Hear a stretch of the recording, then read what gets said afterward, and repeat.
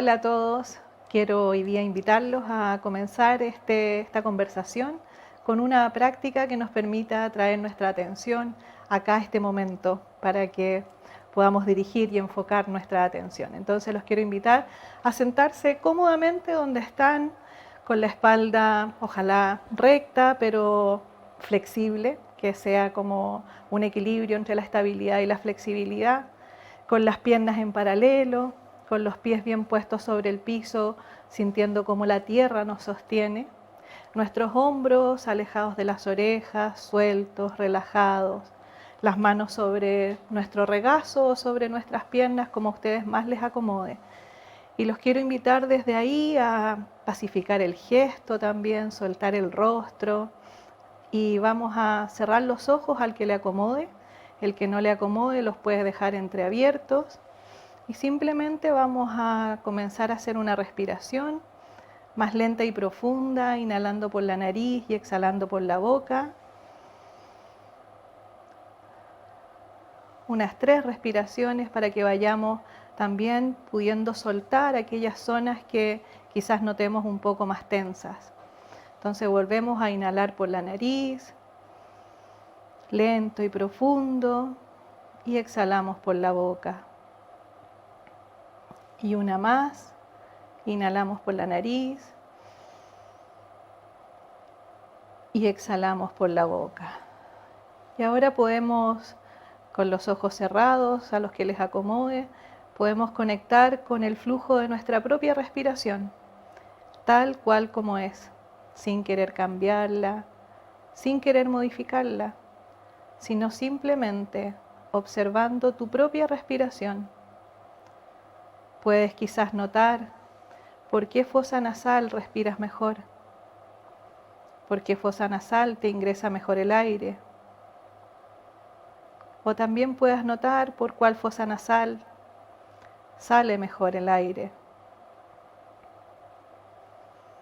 Puedes observar también la temperatura del aire que ingresa a tu cuerpo y notar si hay alguna diferencia con la temperatura del aire que sale en cada exhalación.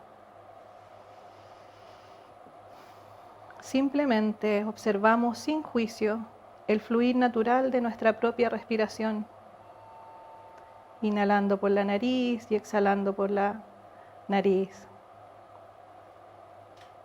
También podemos observar si nuestra respiración es más entrecortada o quizás es más profunda. Sin juicio la vamos a observar. Simplemente vamos a respirar tal cual como es nuestra propia respiración. Y para ir terminando, vamos a hacer nuevamente una respiración más lenta y profunda, inhalando por la nariz y exhalando por la boca, para que vayamos tomando conciencia de nuestro cuerpo de una manera global, como una unidad, notando el espacio que ocupa nuestro cuerpo, donde están ahí sentados. Y lentamente, cada uno a su ritmo, pueda comenzar nuevamente a abrir los ojos, a soltar el cuerpo, los hombros, mover los hombros, los pies, las manos. Y muy, muy lentamente pueda volver a poner su atención amablemente acá a este espacio, a esta conversación. Gracias. Muchas gracias, Marcela. Bienvenidos a todos a un nuevo capítulo lleno de mindfulness y prestar atención. Este programa tiene un componente que busca las comprensiones y un componente fundamental que subyace a ellas tiene que ver con la capacidad de prestar atención a todo lo que sucede en nuestra conciencia, buscar expandir nuestra conciencia también para abarcar mayores complejidades de la vida y aprender a mirar el fluir de nuestro vivir, más que un ser, nosotros decimos somos un siendo, y desde esta primera aproximación a la toma de conciencia, al prestar atención, tenemos de invitada a Marcela Encina, directora de la Fundación de Mindfulness de Chile, entre muchísimas otras cosas que me ha comentado en estos minutos. Bienvenida, Marcela. Gracias Sebastián, muy contenta de estar acá hoy día. Bueno, muchas gracias de aceptar la invitación para conversar de algo que está también bastante en boga. El mindfulness está apareciendo fuertemente en el mundo educacional, en el mundo laboral, bueno, en el mundo civil obviamente, en la sociedad y en el mundo. Entonces, para los que no tengan quizá ninguna distinción o primera vez que escuchan el concepto, ¿nos podrías dar una pequeña encuadre del mindfulness? Bueno, voy a contarte un poquito que para empezar mindfulness no es algo nuevo, aunque hoy día, ¿no es cierto?, tenga toda esta expansión, sino que es algo que surge hace más de 2700 años atrás en una práctica milenaria, en un estilo de vida, en una filosofía que era la filosofía budista. Sin embargo, no es una práctica religiosa, es una práctica secular, es una práctica laica, que es introducida en Occidente en el año 1979 por Jon Kabat-Zinn, que es un biólogo molecular norteamericano, y que lo que hace tuvo la gran, yo diría, misión así de poder unir todo lo que era su componente científico con su tradición también de meditador zen, y unir estas dos tendencias, estas dos prácticas, para formar en ese minuto un programa que se llamó MBCR para la reducción de estrés. Entonces, Jon Kabat-Zinn dice y define mindfulness como la conciencia que emerge de prestar la atención de una manera bien especial. Primero, intencionadamente, al momento presente y sin juicio. Entonces, de esta definición podemos como comprender un poquito que mindfulness es más que una definición igualmente, ¿no es cierto? A veces el lenguaje queda corto para poder realmente comprender qué significa esto de traer la atención a la experiencia del momento presente y qué es esta conciencia que surge de poner la atención de manera intencionada a la experiencia del momento presente.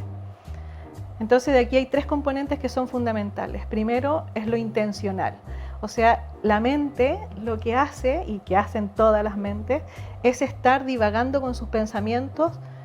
Dice la evidencia científica que el 47% del tiempo pasamos desde el pasado con nuestros recuerdos y vamos hacia el futuro con nuestras anticipaciones, ¿no es cierto?, preocupaciones. Pero pocas veces la mente realmente está en el momento presente. Y eso es una gran fuente de insatisfacción. Entonces, la práctica de mindfulness lo que nos ayuda, lo que nos invita, pero hacerlo intencionadamente, es poner la voluntad de traer la atención a la experiencia del momento presente. O sea, si yo estoy, por ejemplo, vistiéndome, que realmente esté con mi atención en lo que me estoy poniendo, ¿no es cierto?, en ese momento, y no pensando en el mail que tengo que hacer, cuando llegue a la oficina, en cuánto me voy a demorar, o pensando en la conversación que tengo que tener con mi jefe, o en la conversación que tengo que tener con mis hijos, o en el problema que tuve con mi pareja ayer, sino que realmente poder estar en ese momento con el cuerpo y con la mente en el mismo lugar. Obviamente no se trata de estar todo el tiempo así, porque también el piloto automático a veces es necesario, si no la mente terminaría muy cansada, pero ojalá que pudiéramos reducir un poco ese 47% del tiempo, de manera que pudiéramos aumentar nuestro bienestar, la percepción de bienestar físico y psicológico, para estar realmente con nuestra atención en la experiencia del momento presente. Hay varias cosas que dijiste que me parecen interesantes de explayarnos un poquito. En orden de lo que lo dijiste, me interesaría pedirte algunas distinciones en los juicios. ¿Por qué siempre se dice que hay que prestar atención sin juicios? ¿Cuál es el rol de los juicios en la mente y cuál es la gracia de observar la vida sin los juicios? Qué buena pregunta esa. Y la verdad es que cuando hablamos de juicio acá, más que hablar de una definición ontológica del juicio propiamente tal, lo que vamos a decir es que la mente tiene la tendencia a clasificar las experiencias en agradables, desagradables o neutras. Entonces, nosotros nos acercamos a todo lo que nos gusta, rechazamos todo lo que no nos gusta. Eso incluye todos los estados emocionales, ¿no es cierto?, de rabia, frustración, que son desagradables, y dejamos de lado todo lo neutro. Entonces, cuando hablamos de observar la experiencia sin juicio, es que realmente podamos sacarnos esa clasificación de etiquetar la experiencia en agradable, desagradable o neutra, y podamos vivir la experiencia como una experiencia, que eso implica, la vida tiene de dulce y de agraz, digo yo, eso implica vivir los momentos malos o los momentos difíciles con la misma atención que puedo vivir los momentos agradables. Porque finalmente cuando nos resistimos o rechazamos esas experiencias difíciles, dice un dicho muy conocido que lo que resistes persiste y lo que aceptas te transforma. Entonces, esa resistencia que ponemos a las experiencias difíciles hace que la experiencia en sí se siga perpetuando, más que poder observarla con interés, así como si yo realmente estuviera observando con la lupa, ¿no es cierto?, con un microscopio, y observar qué me pasa a mí en esos momentos, qué me pasa en mi cuerpo, qué me pasa en mis pensamientos, dónde se instala esa emoción en el cuerpo, dónde la estoy sintiendo, y empezar a observar y a tener curiosidad amablemente a esa experiencia. Otra cosa que es re importante que tú señalaste, que era como un principio, que era la intencionalidad. Resulta bien interesante eso de la intencionalidad, porque también da cuenta de que esto es una práctica que se puede desarrollar y se puede aprender, y como se diría, mientras más horas de vuelo uno va acumulando, por una parte se desarrolla el hábito, y por otro lado también, yo siempre digo, no sería razonable pensar que uno va a vivir en un estado casi de comprensión, de conciencia expandida todo el tiempo. Yo digo, tenemos que saber distinguir cuáles son los aspectos esenciales de nuestro vivir, y justamente y prioritariamente a esos intencionar nuestra conciencia. Y después esa conciencia que se va expandiendo solita va incorporando nuevos elementos. Exactamente. Bueno, yo creo que tal como tú dices, es el hábito el que hace el monje, dicen por ahí, ¿no es cierto? Y esta es una práctica que todas las personas podemos incorporar en nosotros. Pero no es que yo me vaya a tomar una pastillita, vaya a traer la atención y vaya a tener una mejor calidad de vida, sino que efectivamente requiere la construcción de un hábito. O sea, esto en la medida que yo lo voy practicando intencionadamente, porque tengo que sentarme, por ejemplo, a observar o a vivir ese momento que estoy haciendo algo en la vida cotidiana, traer la atención. Pero lo tengo que hacer intencionadamente, porque aquí estamos acostumbrados a estar en el piloto automático. Entonces, mindfulness es algo, es una cualidad, es un estado, es una forma de vida, finalmente, es una forma de ser, y para poder tener esa forma de ser y estar en ese estado de la mente que tiene que ver con estar más en el momento presente, tengo que hacerlo intencionadamente. Entonces, al principio voy a tener que intencionadamente tener esa motivación de, por ejemplo, traer mi atención cuando estoy haciendo algo en la vida cotidiana. Y la otra forma que tiene de incorporarse mindfulness es a través de la práctica meditativa. Y eso es algo, ambas prácticas, la práctica de la vida cotidiana y la práctica de la vida meditativa, o sea, la práctica meditativa, perdón, están interrelacionadas, o sea, no puede ir una sin la otra, son igualmente importantes ambas. Entonces necesitamos como ese momento de que vayamos jugando con la práctica de la vida cotidiana y con la meditación. Y cuando hablo de meditación es sentarse a observar tu propio estado. Me siento 10 minutos, al principio yo medito hace más de 6 años, 45 minutos diarios. Y al principio, claro, tuve que empezar con 10, 15 minutos porque me costaba sentarme y tener el hábito de sentarme. Yo decía, bueno, ¿y qué hago? ¿Escucho algo? ¿Qué es lo que observo? Entonces ahí me voy dando cuenta que voy observando qué ocurre, ¿no es cierto?, en mi mente, qué ocurre en mi cuerpo, qué ocurre con mis sensaciones. Y ese hábito de observar desarrolla la atención.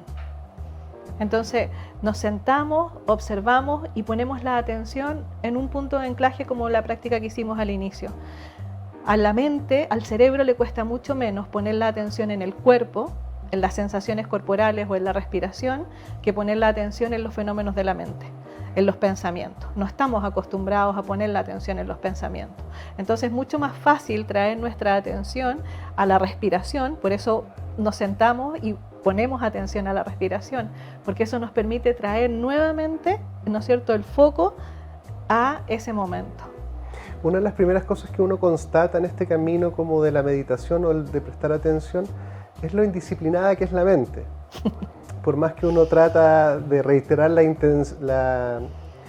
¿cómo se llama? La instrucción de decir, por ejemplo, preste atención desapegadamente.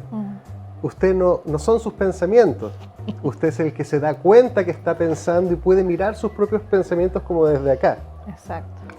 5 segundos después un pensamiento roba tu conciencia y te lleva para el pasado, para el futuro, para allá, para acá, y después te dicen ya vuelve, ¿verdad? Y llevaba ahí, no sé, un par de minutos divagando completamente. Entonces lo primero que uno constata es que la mente se va, se mueve y le cuesta quedarse un poco quieta, por decirlo de alguna forma. ¿Es eso así? Bueno, eso dicen, ¿no es cierto? Desde Oriente se dice que la mente es como un mono loco. Es como un monito que va saltando de una rama en otra, y así son los pensamientos, ¿no es cierto? Que van saltando de un lugar a otro. Eso lo decían desde Oriente, desde Occidente también. Santa Teresa de Jesús hablaba de la loca de la casa. Desde la corriente de la neurociencia, hoy día se habla de la red neuronal por defecto, y qué es lo que es esta red neuronal por defecto, donde se va, ¿no es cierto?, que funciona cada vez que estamos sin hacer nada. Nosotros pensamos que la mente está muy tranquila, y cuando se observa en el laboratorio, de todo lo que yo he estudiado e investigado, he visto, observas la mente, ¿no es cierto?, así como, como moviéndose, pero por montones.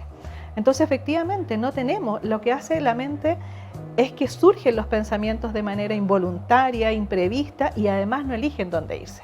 Entonces nosotros no elegimos si ese pensamiento se fue al pasado o se fue al futuro. Por eso tenemos que traer intencionadamente esa atención a la experiencia del momento presente. Para cada vez que nos sentamos a observar, podemos hacer lo que tú dices. Podemos, en el fondo, si somos observadores, como que si yo me sentara en la orilla de un río y observara desde afuera cómo en ese cauce del río pasan troncos, pasan ramas, pasan hojas, y esos son los pensamientos.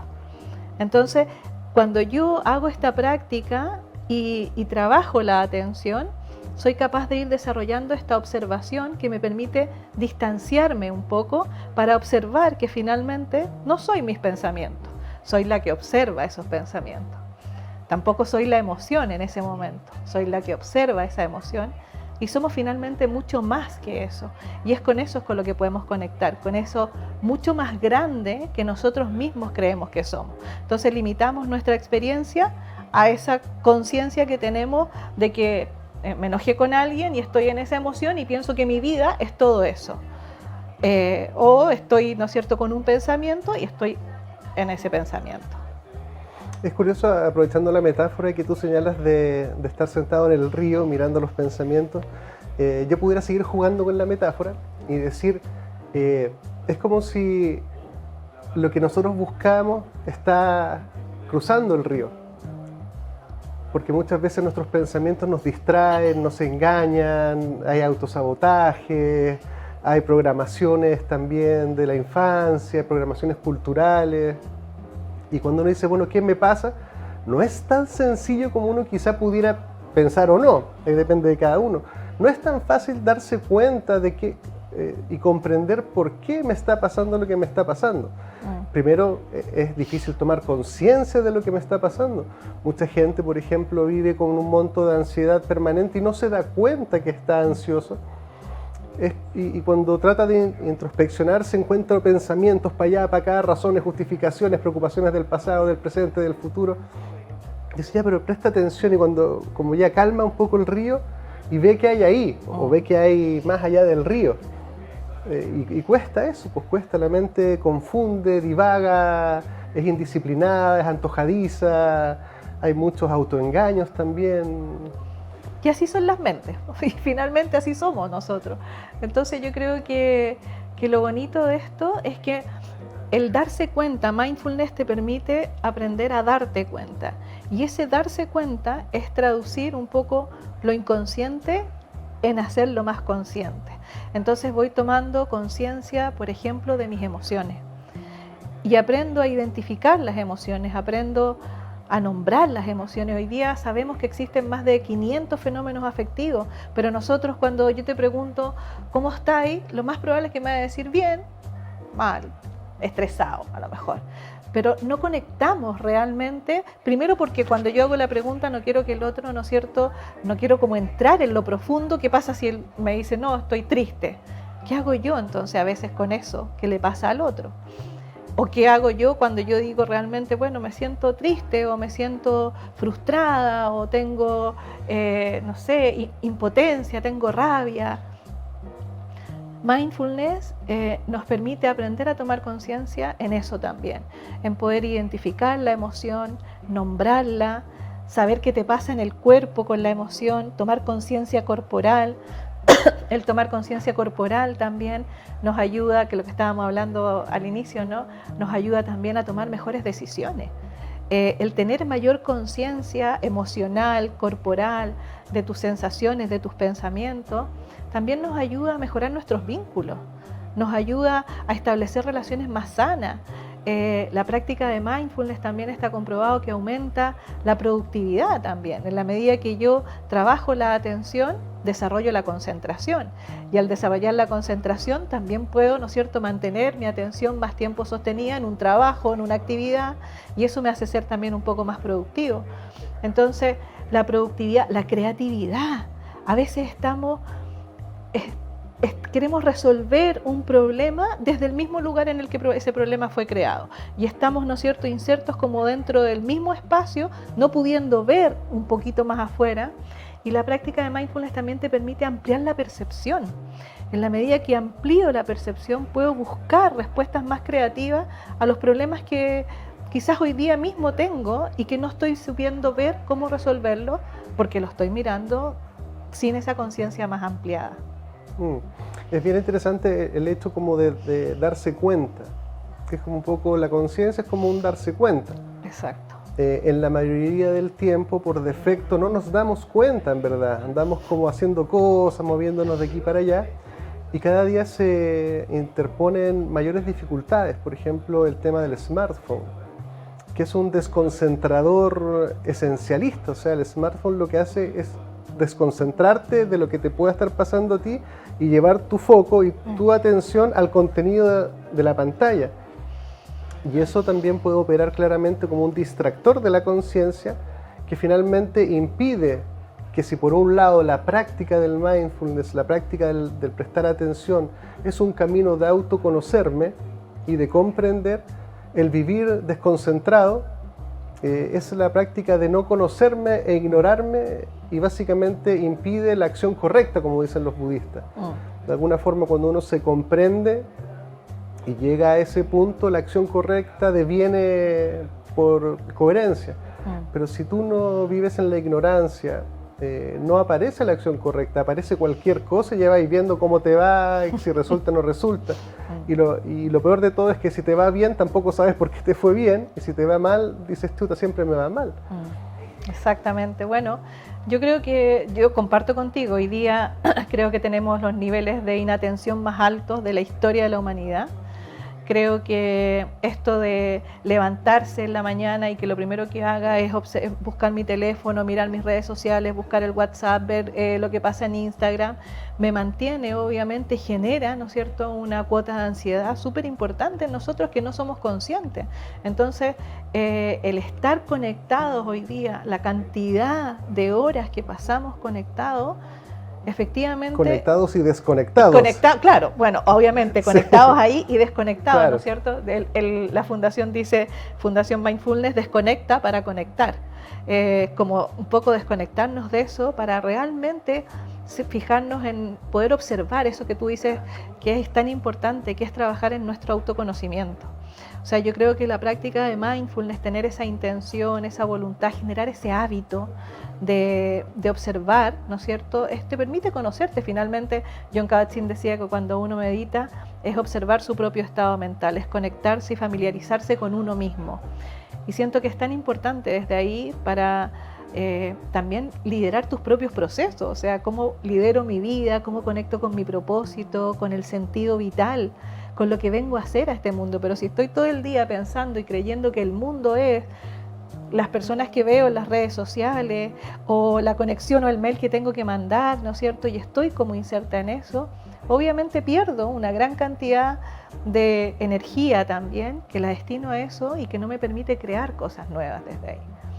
Es muy importante el tema del autoconocimiento, esto que tú dices como, ¿no sería extraño pensar o especular que mucha gente vive con una sensación de extrañeza hacia su propio vivir o hacia sí mismo? Y reiterar esto, no sé por qué me pasa siempre lo mismo, yo tengo mala suerte, siempre me tocan los malos, o siempre me va mal en esto. Y de alguna forma ignorante de sus propias causas, de sus propios fundamentos, de sus propios sentires, de sus propias limitaciones. Vivir la vida sin prestar atención es casi como entregar tu propio timón a la deriva. a la deriva. Y con una sensación de extrañeza en ese vivir. Marcela, tenemos que hacer un breve spot comercial y volvemos en un minutito, así que aproveche de concentrarse y prestar atención para conocerse a sí mismo. Quédese con nosotros y volvemos.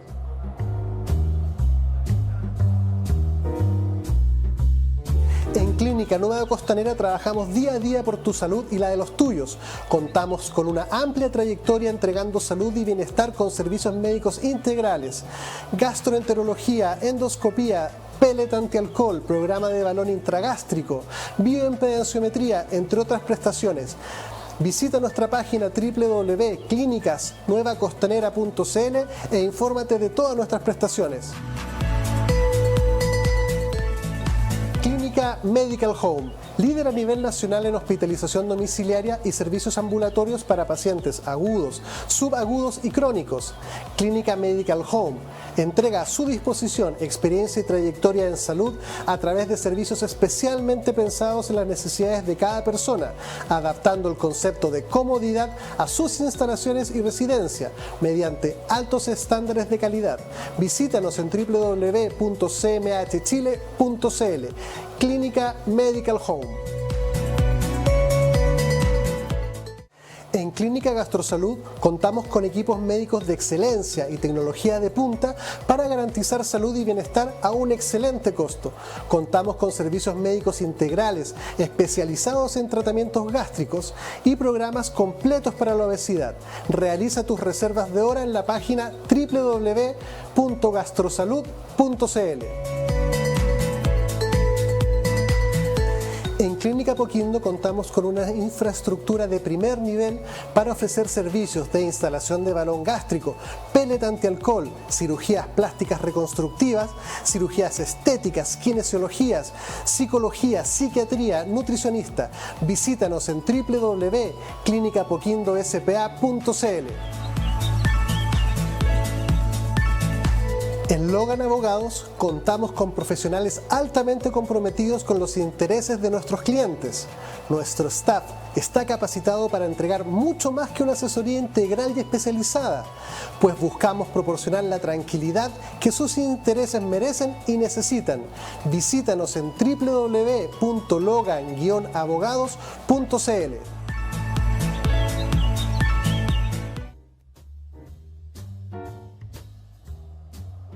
Bienvenidos de vuelta a todos los que quieren prestar más atención a lo que está sucediendo a nuestro alrededor. Cabe señalar que este tipo de prácticas, prácticas es la mejor palabra por lo pronto, mientras más antes o más chicos los niños puedan, por ejemplo, empezar, hay mucho más posibilidades de que el bienestar que de ahí deviene, las comprensiones que ahí se fundan, se crezcan exponencialmente. Y además también pasa algo muy lindo en los seres humanos, que las conciencias transforman otras conciencias. Por esta cosa de las neuronas espejos, de la empatía también, una persona que ha desarrollado algún grado de conciencia mayor al propio, solamente al interactuar nuestras conciencias dan unas probaditas también de las conciencias más expandidas. Entonces vamos a ir un poquitito indagando ahora por dónde empezar en este camino, cuáles son las primeras señales que uno puede ir recogiendo para ir avanzando, y para eso tenemos aquí a Marcela para que nos ayude a navegar en ese mar. Muy bien, gracias, Eva.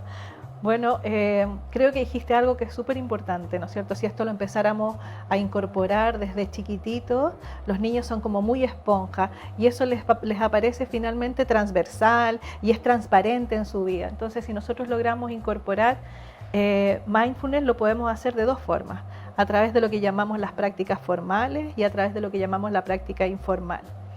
Pero antes de contarte un poco cómo es esta práctica, me gustaría decir que no se entienda que mindfulness sea solamente un proceso cognitivo. O sea, no es solo traer la atención, sino que es traer la atención con esa última parte que yo te dije que era intencionadamente al momento presente, pero también con una actitud bien puntual. Y esa actitud tiene que ver como si fueran dos alas del mismo pájaro. Por un lado está mindfulness que desarrolla, ¿no es cierto?, esta conciencia, esta sabiduría, este darte cuenta. Pero para hacer eso tenemos que hacerlo de una manera bien específica y que es con aceptación, con compasión, con amabilidad y sin juicio. Dijimos delante, hablamos solamente del no juicio, pero también es muy, muy importante para que la práctica realmente se consolide en ti y se logre sostener en el tiempo, que esto lo hagamos de manera amable. Y yo ahí voy a hacer referencia, hay una neurocientífica que a mí me encanta mucho, que yo he estudiado mucho con ella, que se llama Nazaret Castellano, que dice que el cerebro aprende por refuerzo positivo. Por lo tanto, si nosotros cuando estamos haciendo esta práctica de traer la atención y estamos sentados observando qué pasa, nos enojamos, nos enrabiamos, nos frustramos o comenzamos a autocriticarnos, entonces el cerebro ya no te avisa cuando perdiste la atención, deja de avisarte de perder la atención porque dice, bueno, si te está molestando finalmente, ¿para qué lo vamos a atraer, no es cierto? Entonces, amablemente, no solo es para conectar con un sentido distinto, sino que también desde la neurociencia, porque tu cerebro, para aprender y tener una nueva experiencia desde ese tipo, tiene que hacerlo con amabilidad.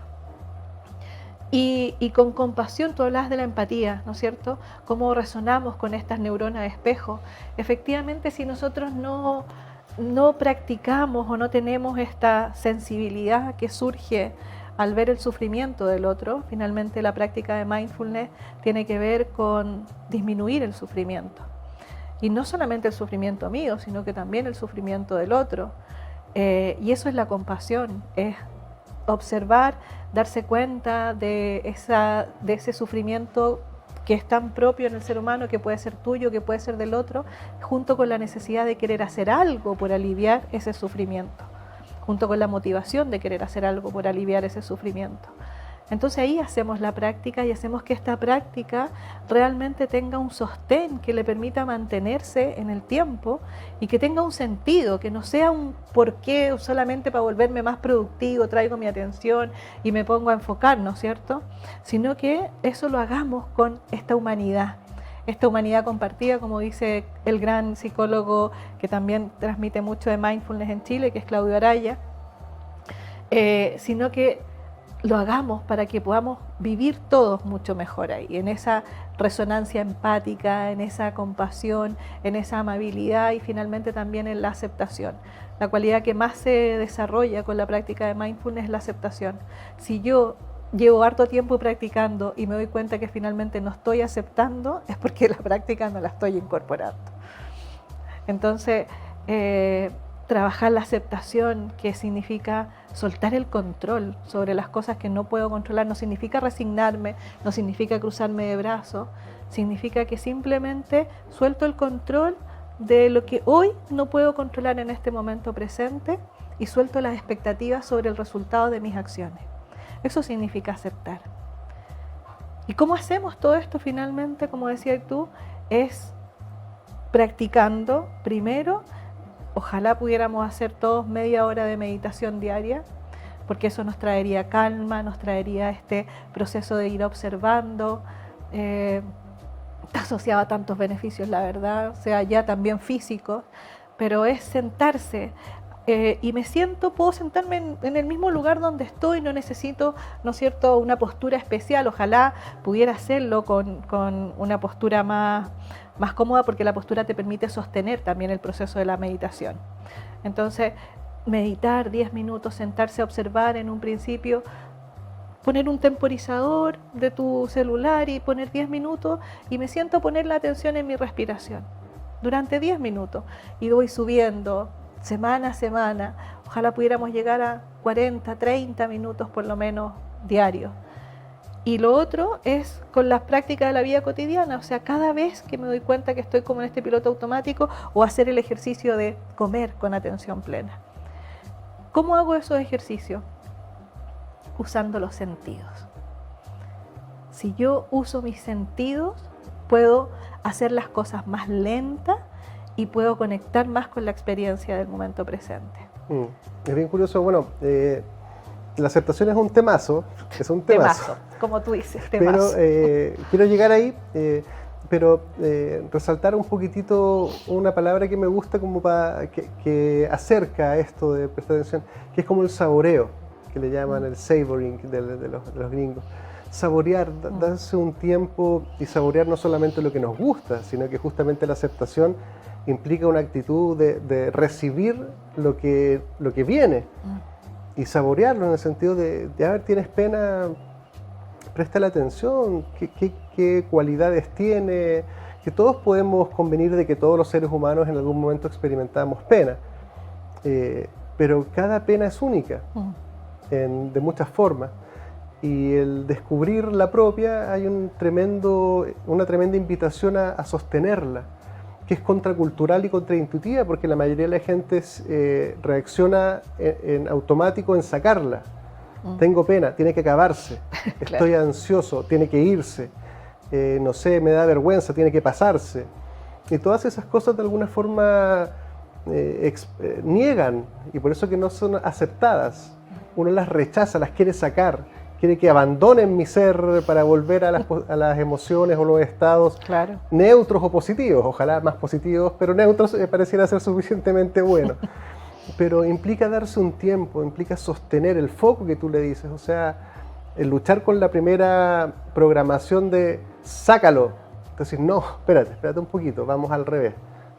Manténlo dentro, sosténlo, conócelo, degústalo, míralo, huélelo, pálpalo. Conócete a ti mismo, eres tú mismo en tu ser. Eso finalmente lo último, ¿no es cierto? Es como, claro, ¿cómo puedo, tú decís la tristeza, generalmente lo que queremos hacer es como evitarla, el sufrimiento.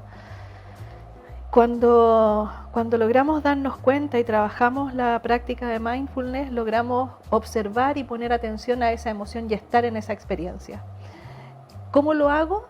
Primero es como haciendo, por ejemplo, una respiración. Entonces ya me doy cuenta que tengo pena o que tengo rabia. Entonces en ese minuto respiro, me siento, tomo atención a las sensaciones corporales, hago un par de respiraciones, observo el ambiente en el que estoy, el lugar donde estoy, conecto con esa emoción, ¿no es cierto? Y la observo, como decías tú.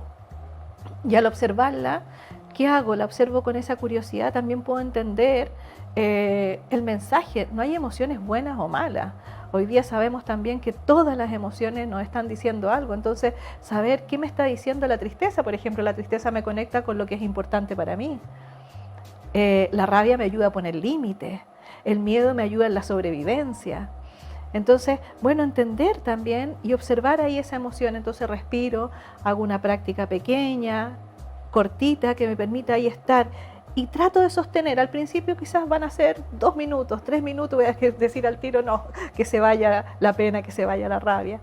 Pero en la medida que me voy acostumbrando a estar en la emoción, a estar en la experiencia difícil, voy a vivir cualquier experiencia y voy a poder sostener también lo que esa experiencia me está diciendo. Claro, incluso uno puede jugar un poquitito en el lenguaje y con voluntad decir, acepto esto que me está pasando y quiero aprender de ella. Y uno se puede decir a sí mismo ese mensaje en algunos momentos, cuando uno sienta que tengo ansiedad y que tengo que salir arrancando o hacer algo para que esto pase, recordar esta instrucción y decir, acepto lo que me está pasando y voy a conocerme a través de esta experiencia particular. Justamente nos vuelve a lo que tú decías de los juicios. Es decir, no es que hay que mantener las cosas que me gustan dentro y las cosas que no me gustan afuera. Primero, no hay que categorizarlas de esa manera, primeramente, y aceptar todo lo que es. Ahí ya estamos en el budismo casi máximo, es decir, aceptar el ser. El ser no lo controlo yo. Yo puedo intencionar algunas cosas, puedo acelerar, puedo hacer algunas cositas, pero en ningún caso, como el ego dice, yo puedo controlar toda mi emocionalidad, y algunos egos aún más grandes que pretenden incluso controlar al otro. Primero, la aceptación. O sea, lo que está es sagrado, digo yo. Pase lo que esté pasando, es sagrado. No luchemos contra eso porque es luchar contra uno mismo, es no aceptarme. Exactamente. Bueno, la aceptación, y ahí yo creo que tiene que ver también con los apegos, porque a veces no aceptamos porque tenemos mucho apego, ¿no es cierto?, a las cosas, a las personas, a las situaciones. No queremos realmente soltar el control, bueno, apego y control, desde lo que un poco dicen los budistas también ahí, ¿no es cierto?, ese apego que tenemos a la experiencia.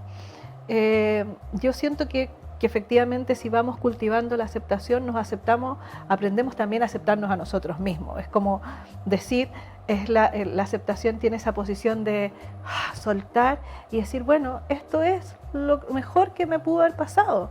Y entenderlo es un paso, es un proceso. Yo cuando hablo de aceptación, y ahí voy a ser un poquito autorreferente, pero yo he vivido muchos duelos en mi vida, de muy chica. Entonces aprendí también a vivir con el duelo, y el duelo de la muerte y el duelo de las partidas también. O sea, tuve un hijo que se fue muy chico, te contaba, a México en bicicleta, y lo dejé a los 19 años irse, porque era también lo que él necesitaba hacer, era su camino, era lo que él sentía como propósito, y eso lo llevó a desarrollar otra serie de cosas. Entonces a veces estamos tan apegados y queremos controlar que no nos damos cuenta que al soltar ese control y aceptar lo que está pasando, abrimos miles de posibilidades que no nos estamos dando cuenta y no estamos siendo capaces de mirar en ese momento. Y otra cosa que creo que es súper importante para poder aceptar una experiencia difícil es algo que tú acabas de decir, que es las frases. O sea, también podemos decirnos lo que se llaman frases compasivas, podemos decir, ¿no es cierto? O sea, esta es una experiencia de dolor y estoy sufriendo y la acepto tal cual como es y la dejo pasar. Entonces sé que estoy sufriendo y ahí puedo decir, ¿no es cierto? Es como que yo reconozco esta experiencia de sufrimiento y que esté libre de sufrimiento. O sea, esta es una experiencia que me duele y que esté libre de sufrimiento, que esté en paz, que pueda conectar con la felicidad. Y me puedo usar esas frases que me permitan, ¿no es cierto?, de alguna manera ir generando esa actitud. Al principio lo voy a hacer como que no me resuena, no la siento. Bueno, no importa, se llaman prácticas generativas. Al principio no lo voy a sentir, pero en la medida que acostumbro a mi mente también y al cerebro a ir repitiendo esto, de alguna manera lo voy incorporando también en mí. Me parece muy, muy importante el tema de las meditaciones generativas que tú mencionabas, porque también recoge un aprendizaje, una comprensión que está disponible, que el ser humano, como decía Humberto Maturana, la genética funda lo humanizable, pero este proceso de humanización, por decirlo claramente, usualmente está mediatizado por la educación, los medios y la cultura. Todos ellos factores de alguna forma que influyen, pero el mindfulness o la meditación generativa básicamente es decir, yo voy a poner algo en mí, yo me voy a hacer de una manera particular desde la comprensión de la naturaleza del ser humano, y puedo, por ejemplo, hacer meditaciones para la compasión, y en la medida que yo voy desarrollando esa intencionalidad y la sostengo, devengo en una persona más compasiva, más bondadosa, más empática. Entonces, de alguna forma, es decir, como yo comprendo que me puedo humanizar y que me están humanizando, yo también puedo participar activamente de eso. Absolutamente. La práctica de mindfulness, lo que llamamos en la práctica formal, es la meditación mindfulness, que es una meditación atencional. Pero también existen las meditaciones o las prácticas, vamos a decir mejor que meditación, las prácticas generativas, que es donde yo voy integrando en mí una condición. Entonces puedo integrar en mí, por ejemplo, la práctica de la compasión es una práctica generativa. O sea, la compasión es una cualidad que traemos todos, pero que tenemos que entrenarla para despertarla de alguna manera. Así como también la aceptación. La aceptación también es una práctica que se requiere, que es generativa, que requiere que yo la esté generando en mí para poder integrarla en mí. Entonces, efectivamente podemos ir recurriendo a ciertas frases, ciertas palabras, cierta información que me permita ir generando en mí esa condición. Al principio lo voy a hacer casi sin conectar, ¿no es cierto? O sea, como que no me lo voy a creer. Pero después va fluyendo de manera natural. Claro, y hay que tener un poco de fe en un mundo quizá que ama lo acelerado, lo rápido, lo instantáneo. Es decir, y nosotros lo decíamos siempre en el programa, hay cosas que requieren tiempos largos. Las comprensiones no son de tiempo corto. Es más, tienen que luchar con esta tendencia del mundo de que una cosa desplaza a la otra. Como que cada vez que hay un problemazo, rápidamente aparece alguna otra cosa que la desplaza, alguna cosa desplaza a la otra. La misma vida es un desplazar, un desplazar. Entonces tú dices, lo que yo debo hacer, o lo que yo recomendaría o sugiero libremente, es distinguir lo que es importante.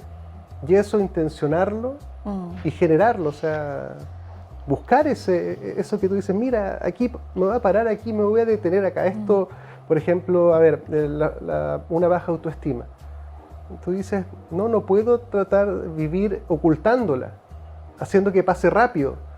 No, todo lo contrario, tienes que conectarte con eso, sostenerlo, observarlo, hasta que eso se restituya lo que estaba antes o lo que pudo estar y no estuvo. Sí, nosotros hacemos ahí un poquito, hay desde el mindfulness una pequeña distinción entre autoestima y autocompasión, por ejemplo.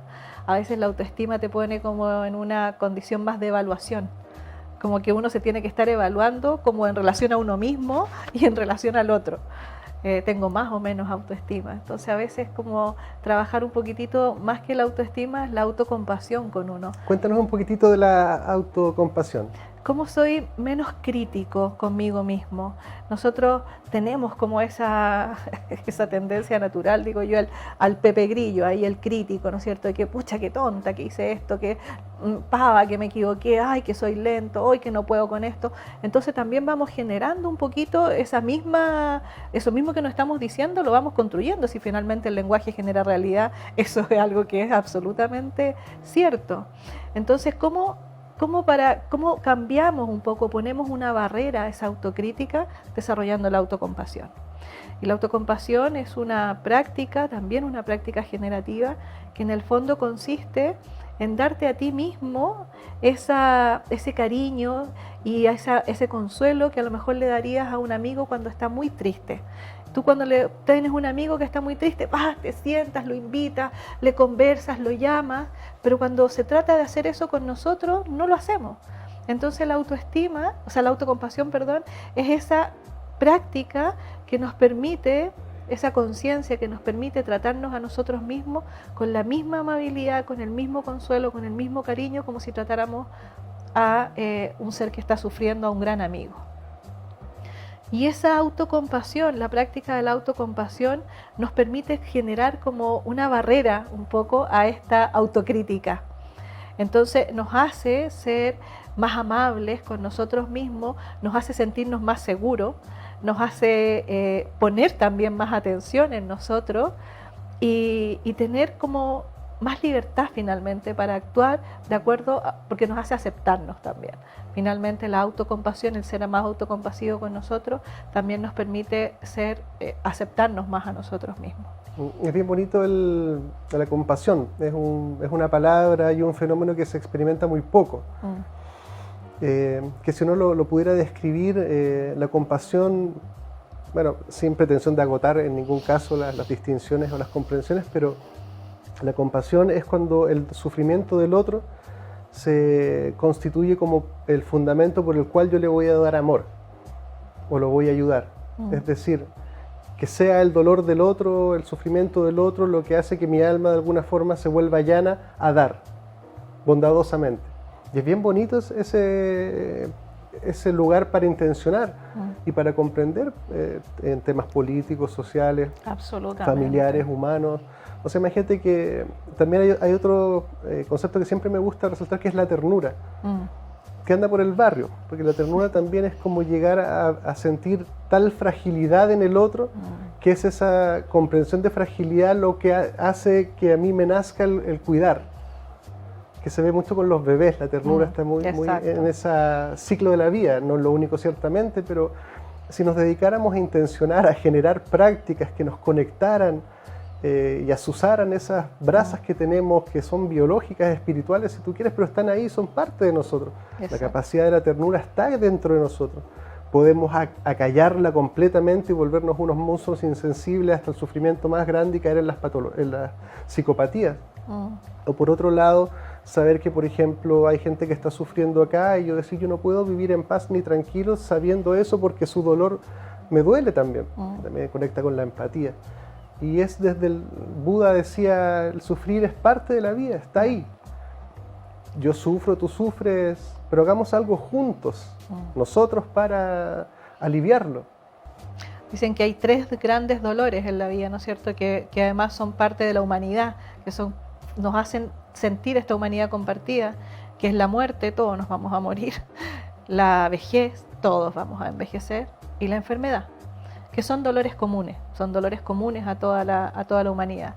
El Dalai Lama decía que la compasión es la sensibilidad que emerge de darme cuenta del dolor del otro y de querer hacer algo por aliviar el dolor del otro.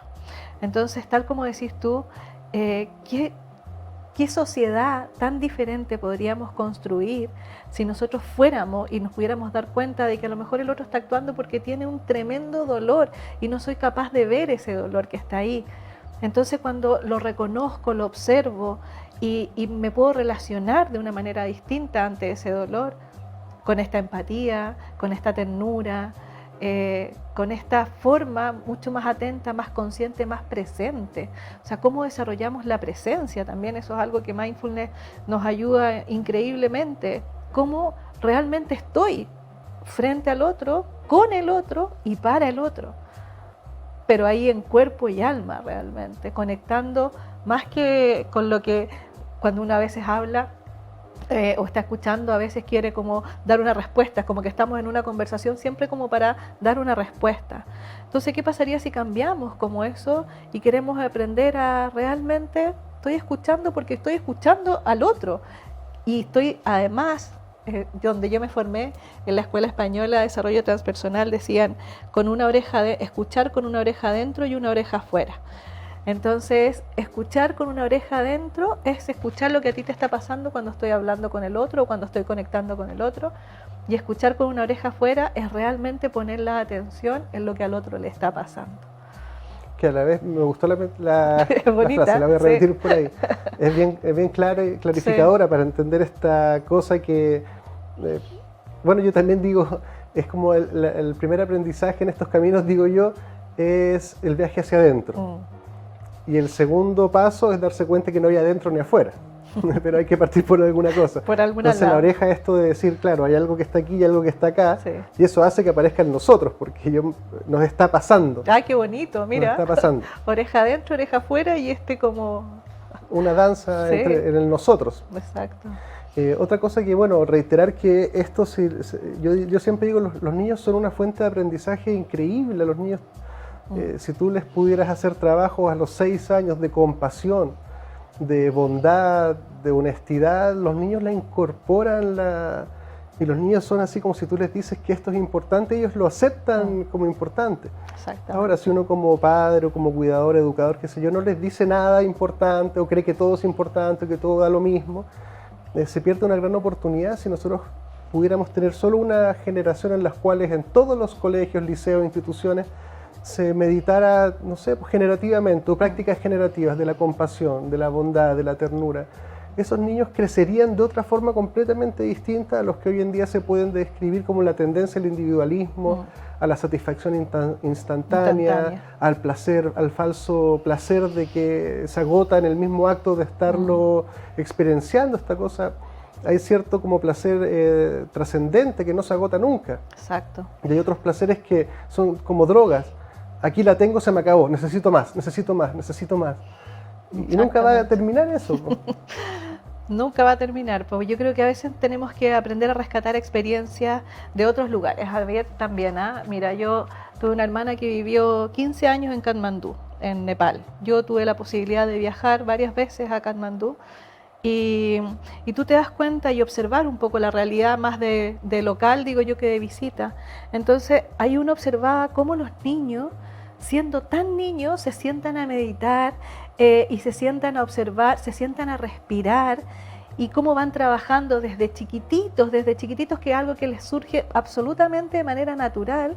La meditación, la respiración, la compasión, la aceptación, porque también aprenden, ¿no es cierto?, a aceptar su realidad sin luchar contra ello. Y empiezan a trabajar, claro, hay muchas cosas que podríamos ir haciendo un nexo, hay muchas cosas que a lo mejor desde Oriente podríamos hacer mucho mejor nosotros también y apoyarlos con otro tipo de distinciones, otras cosas, pero también aprender lo que viene de ahí. Esto viene, y esta sabiduría y estas prácticas vienen de allá, son como mucho más antiguas, mucho más, tienen mucho más años, más experiencia también. Entonces, bueno, también, ¿por qué no replicar un poquito eso que viene de ahí y poder instalarlo acá, como decís tú? Personalmente, yo no tengo mucha experiencia en la práctica con niños, no me dedico mucho al trabajo con niños, conozco mucha gente y conozco obviamente los resultados que tiene la práctica, me encantaría poder trabajarla. Yo trabajo con jóvenes y adultos.